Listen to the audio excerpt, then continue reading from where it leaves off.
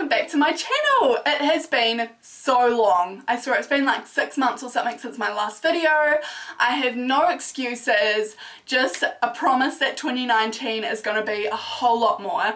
I have promised you guys more of a look into my personal life, more tutorials, more basic everyday makeup, so that's what I'm going to bring you today. I thought I would do something that is affordable, some of my holy grails. I know not everyone has like hundreds and hundreds of dollars to spend on a full face of makeup, so I'm just going to do drugstore everyday makeup and something that everyone can do.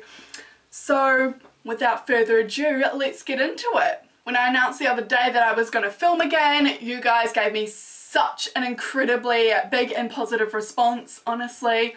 It means the world to me if you're one of those people who constantly supports and just shows me so much love. I see you and I appreciate you. So let's get into it. Primer, I'm going to go with the Milani Prime Shield. I genuinely love this and I use it occasionally. I do have pretty problematic skin though, so I tend to reach for my more high-end products. But this one is amazing for what it is. It's just one of those primers that instantly blurs and softens your skin. Like, it feels amazing. I'm so hyped up today because it's my birthday and I'm just like mind blown because I'm turning 20. Like, the fact that I'm not a teenager anymore just blows my mind. I'm actually going to start with my eyebrows. So my favourite drugstore brand pomade is Mellow Cosmetics Eyebrow Pomade, and this is in the shade Caramel. My favourite eyebrow pomade is Benefit Brow, but it is a little bit pricey. I believe it's like 40 something dollars as opposed to this being like, I don't know, maybe like 15. I've nearly used like the whole bottle. It's actually dried out a little bit, but that's okay. I'm actually going to zoom you guys in a little bit. So I just start by going along the bottom of my natural brow and then I bring it down a little bit longer than my natural brow and then outline the top, and I like to bring up the arch of my eyebrow quite a bit. This brush is really hard to define with because usually I use the brush that comes with the Benefit Brow, which is like really small and it's super easy to just make clean lines with. Even if I make my eyebrows look like trash, I can still fix them with concealer because I like to carve them out, which we will do next. Oh my god, this reminds me of how I used to do my eyebrows.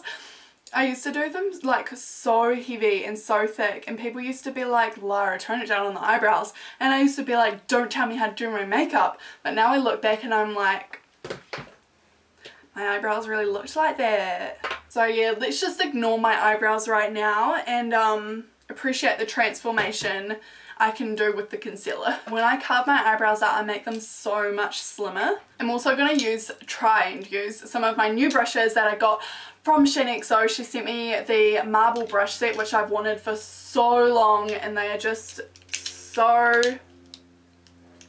stunning. But my one and only brush for carving out my brows is this tiny little flat brush here. I use concealer to carve out my brows, and today we're using the Rimmel London Wake Me Up. I just like to go along the bottom of my brow and just really clean up the lines. Most people only go along the bottom, but I like to go along the top as well, just because I love the Instagram kind of like really carved out, really defined brows.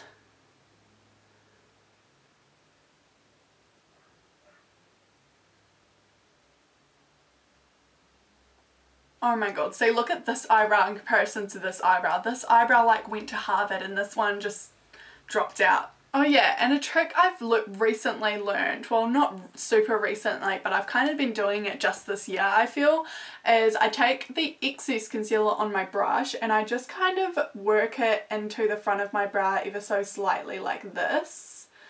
Because I look back on pics and my eyebrows are so blocky, like they really didn't fade into my natural brow up the, like in the start.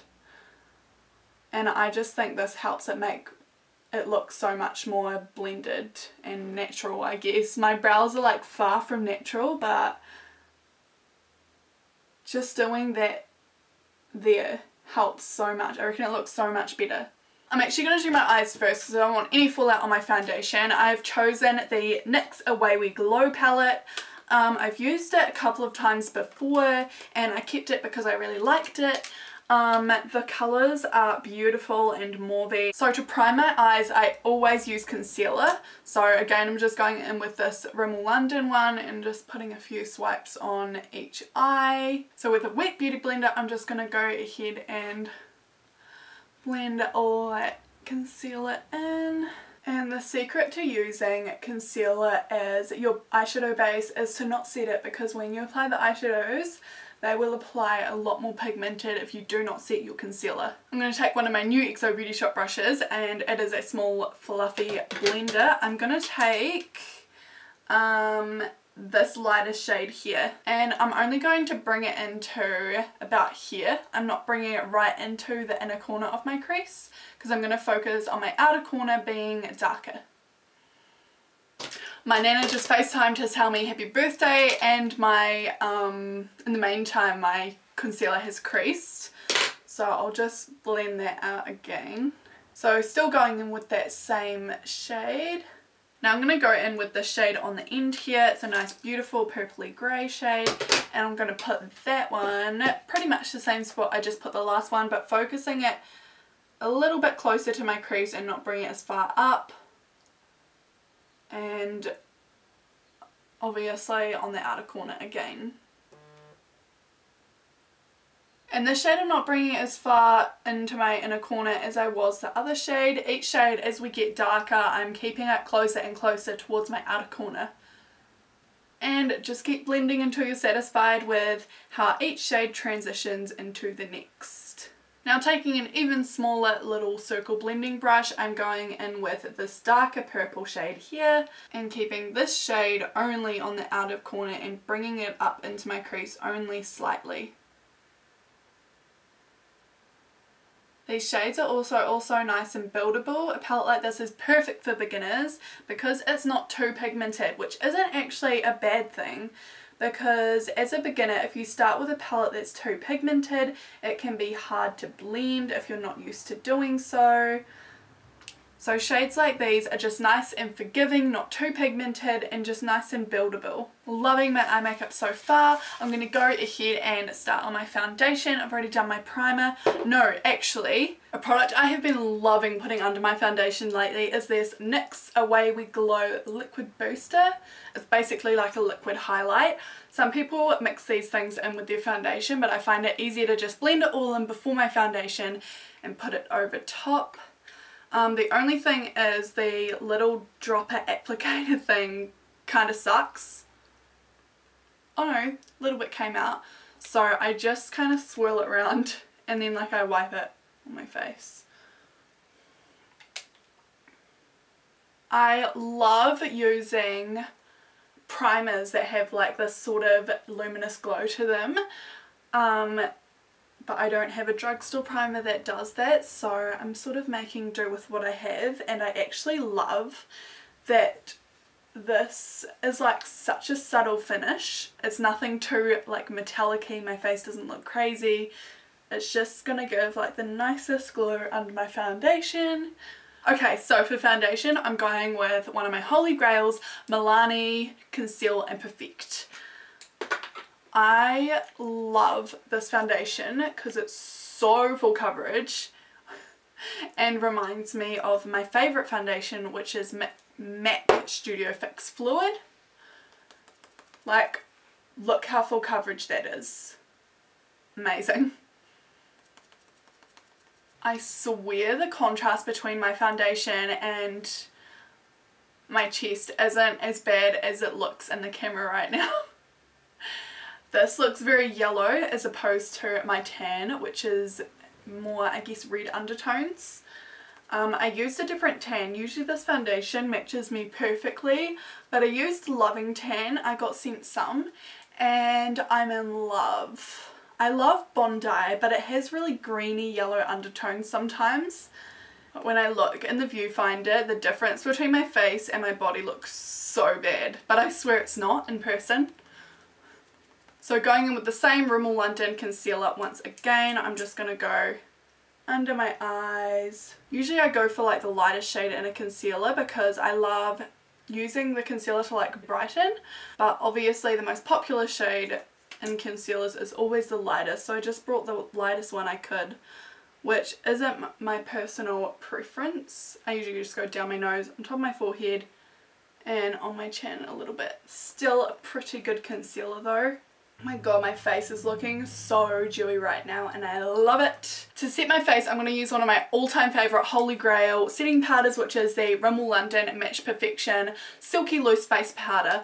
I genuinely used to use this like every single day. It is just so good for what it is. It is literally like 20 something dollars if I remember correctly.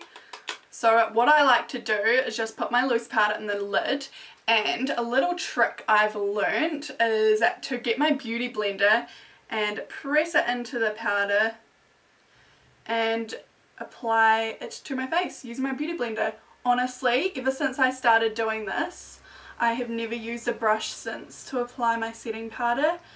It just gives the most flawless finish. Honestly, this stuff is incredible. Talk about flawless makeup on a budget. Also with a brush, it's easier to leave that white cast that you can see there, but with a beauty blender I feel like it just kind of vanishes. And I can feel it tightening under my eyes already, which I love. It means it's setting my concealer perfectly. It doesn't crease. It's just amazing. Although I am actually unsure on whether it has flashback or not, which is obviously a big deal breaker. So I'm going to test that out for you guys in a minute. The only other parts of my face I actually like to set are my smile lines and up on the center of my forehead. Obviously if you have an oilier complexion, you probably want to set your entire face, and a really good powder for that is the Rimmel London Stay Matte. It is a pressed powder and it is amazing. And a little bit on my chin. Okay, let's put this setting powder to the real test. I'm just going to take a selfie on Flash on Snapchat. Oh. Okay.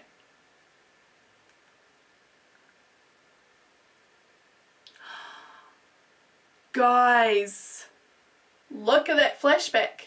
It is non-existent. I tell you what, there is zero flashback in this pic.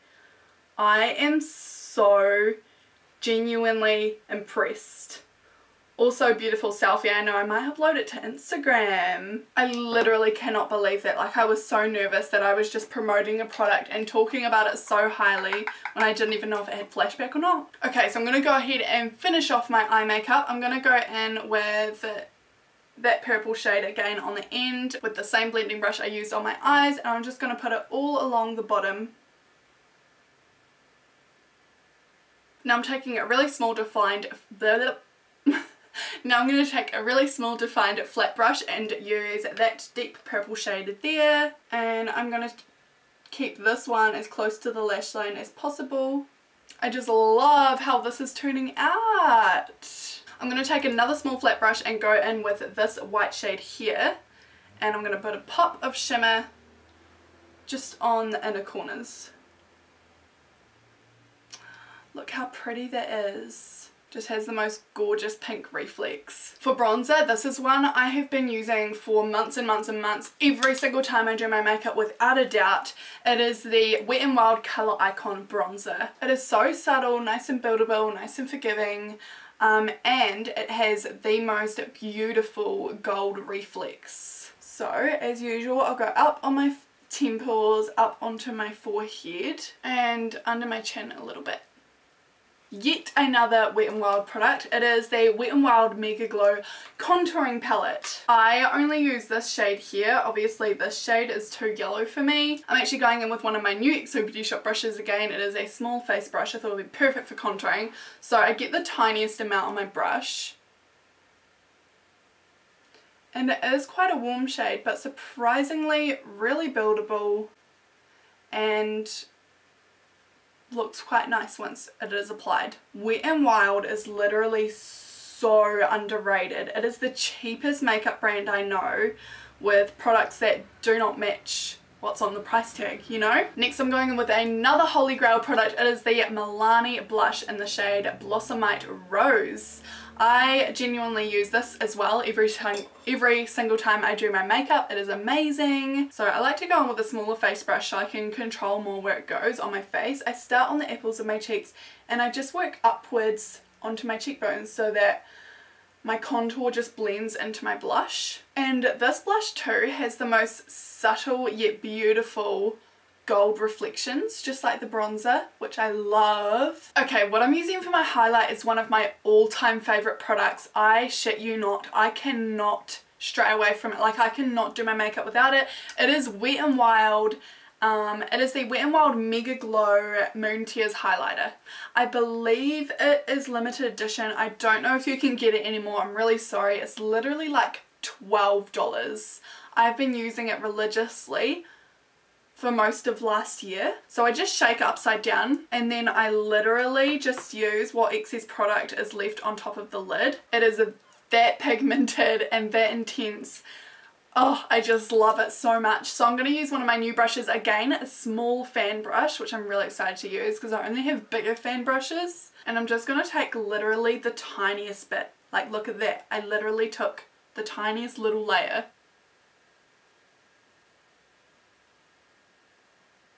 Literally, bye.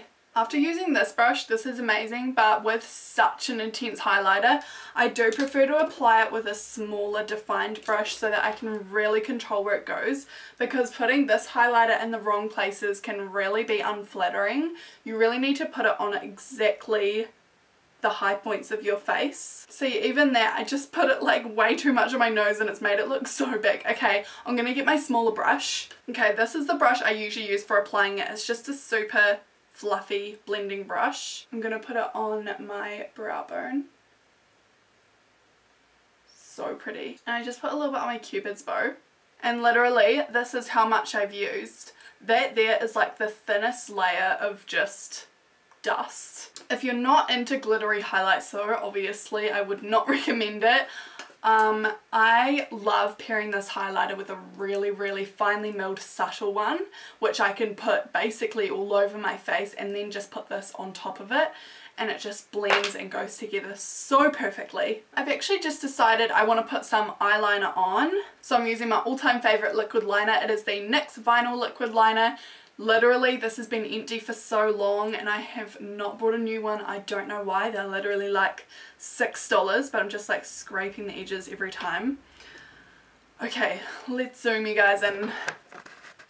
Okay, so the trick to liquid liner is imagining that your lower lash line, or your waterline, is continuing up on this exact same angle. So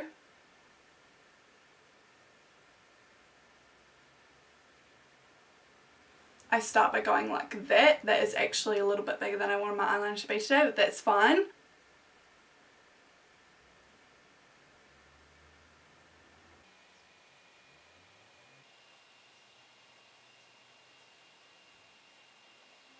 Another trick I used before I was confident enough to freehand winged eyeliner was just using tape and putting it in the angle I wanted it. And obviously the rest is pretty self-explanatory and that worked pretty well too. And now my wings are like distant cousins or something. Let's move on to mascara. Wet n Wild coming through once again. I am using the Max Fanatic Cat Eye Mascara. Honestly, this used to be like my holy grail as well. Well, not used to be, kind of still is. I reach for a lot of different mascaras because I get sent so many and I try to use as many as I can because I love trying new products. It also has like a curved wand so that it just is so easy to get into those smaller lashes as well. And I genuinely find it like not even clumpy at all. I literally just started lining my lips and realized my camera wasn't recording, so that was lucky. I am using one of my favorite brands, Mellow Cosmetics. I'm using the lip liner in the shade Aria. And I have started to overline my lips ever so slightly. And then I'm going in with the lipstick in the shade Melon. Oh my god, all my life I swore the shade was Milani. It's Melon. M-I-L-N. Milan.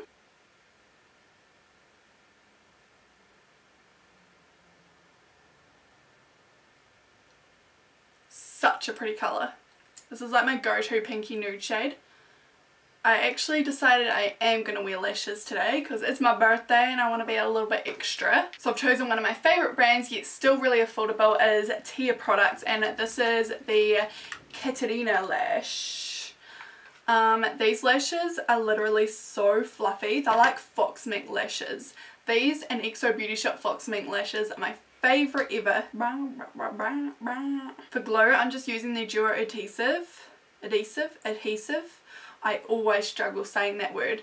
Adhesive. Squirt a little bit of the glue out and then I just apply a little bit along the lash line as so.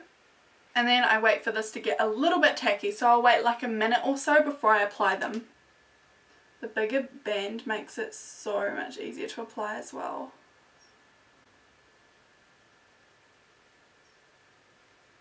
Perfect. Look at the difference. Oh my god, I just cannot do my makeup without wearing lashes. And then once I've applied them, I like to go and grab my natural lashes and the false lashes and just squeeze them together to make sure there's just like no gaps. And last but not least, setting spray. I actually have a couple of Holy Grails, but today I'm going to use the Milani Make It Last. 2 hours later. And that's a wrap. Thank you so much for watching. If you did enjoy this, please let me know in the comments down below or just give it a like. It would mean so much to me. And do let me know what you guys want to see next. This was such a highly requested video and that's why I did it, because it's what you guys wanted. So it's really important you let me know what you want so that I can give it to you. So this was my everyday Holy Grail drugstore / birthday makeup. I hope you enjoyed it and I hope you found some really good products in this. Talk to you guys next time. Bye!